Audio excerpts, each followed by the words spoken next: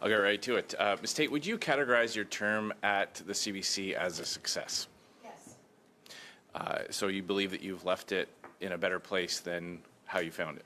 Absolutely. Okay. So if I just go through a few things, and I just have to say you must have quite the echo chamber there if you believe that, because when we're talking about how out of touch the CBC can be with Canadians, you only need to look at the bonuses that you paid out during an affordability crisis to executives and senior management while laying off the frontline staff, something that even Peter Mansbridge called the CBC out for.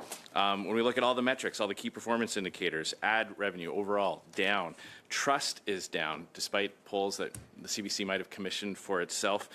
Independent third-party organizations that analyze this indicate that trust in the CBC fell 17% in just 4 years. Viewership is down, less than 3% in primetime markets. That means during prime time, when Canadians are getting into living rooms to watch what is on TV, 97% of Canadians say no to the CBC, tune it out, and move on to other things. Based on all of that, Ms. Tait, I just want to say, on behalf of the Conservative Party, I want to thank you for your efforts in helping us promote the campaign to defund the CBC, because I think outside of the Conservative caucus, you have been the most successful person in creating the demand to defund the CBC. $1.4 billion of taxpayers' money doesn't go for an online streaming service. It goes to a whole host of products in which Canadians are choosing other sources of information and entertainment. So again, I don't really have a question there. I just wanted to say thank you for your efforts to help us defund the CBC. Did you have a comment?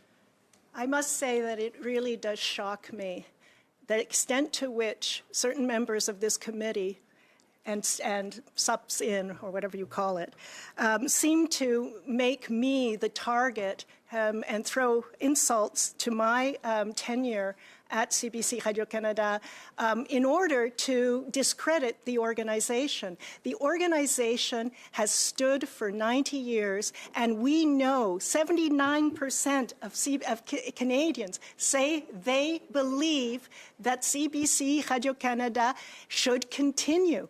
And so to have this be somehow a proof that we should be defunding the CBC is ridiculous. Go ahead, Mr. Scheer. Just want to point out that those were not insults. It may be insulting to hear that ad revenue is down, but that is just a fact. It may be insulting to hear that 97% of Canadians choose to watch other things on TV other than the CBC, but that is just a fact. It is just a fact that trust in the CBC has fallen by 17% in just 4 years.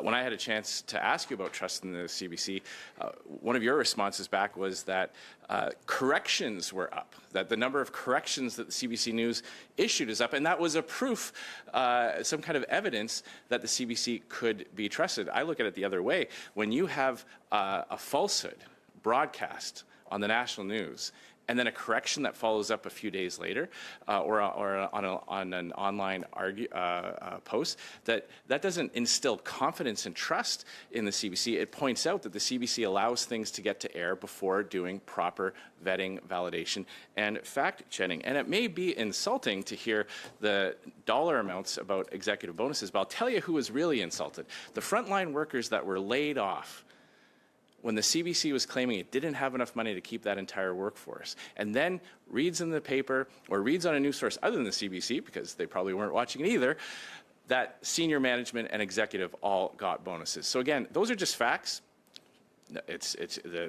Everything I have listed off 15 comes seconds. from third-party independent sources that have indicated all that. And so I just want to again say thanks for your help in our efforts to defund the CBC. Mr. Scheer.